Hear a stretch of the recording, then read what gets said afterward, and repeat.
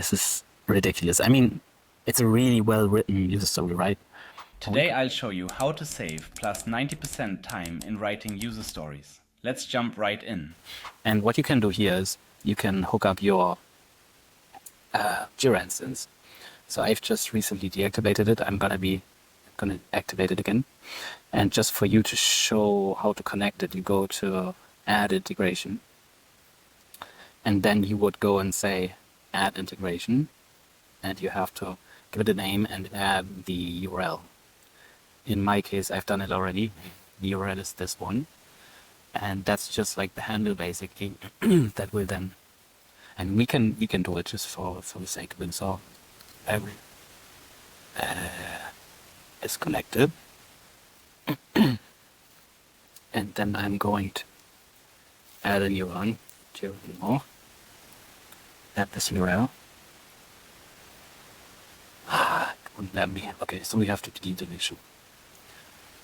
Let's delete it. Go again.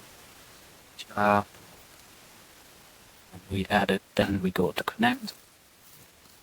It will do the handshake with my Atlassian account. So in this case, I have two different domains. This is the one I want to connect to, except it has quite a range of optimizations. And then you see we have, can I see it now? So that says connected, so if you the German. And then going back to here, so now we can see with Jira is connected, we have all those methods, our Claude, page and noise items. So if we just made up something now and we said, now, let's just have a look at it before. Quite a bit of backlog device. So we could be looking for the item 114 that's probably going to be created.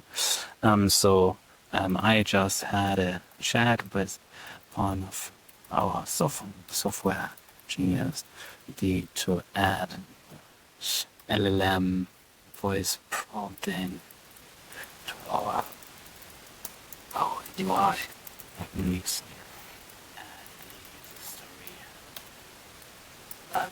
story. And I have to make in response.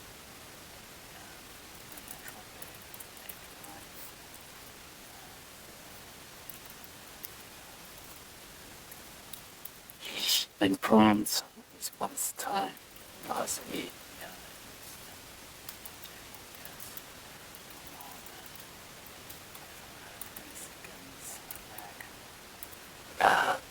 Responsiveness and German and English. People know this. And at least that it uses during exceptions.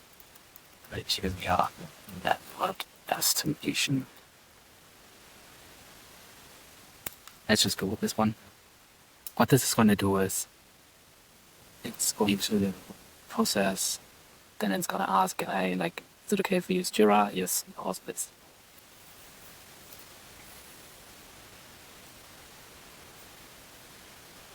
So I'm always, then you see it actually prompts the API, then it says, right, you have 3 projects. And then it says, right, probably we're not using the PAE project. Then it writes the actual user story, acceptance criteria, performance requirements, technical requirements, all that.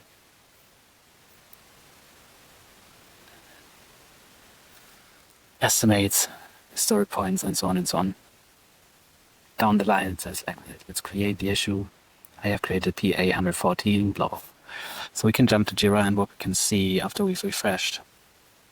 And it's always fascinating if I see it again. Like, here's the user story. Oh, yeah. I don't know how about you, but I've spent countless hours writing user stories. And you can actually define the format yourself. This is ridiculous. I mean, it's a really well-written user story, right? And we could go ahead and generalize because we like this format, right? So we could go to the next chat and say, please create a JSON template from this user story.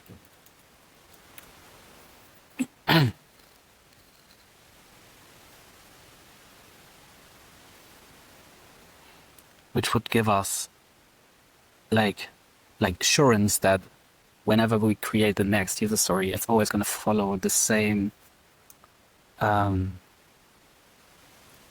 format again. So this makes it much easier for us to programmatically, let's say, enforce this kind of style and format, which like we can apply and adapt actually to your whatever your processes are you're following in your company.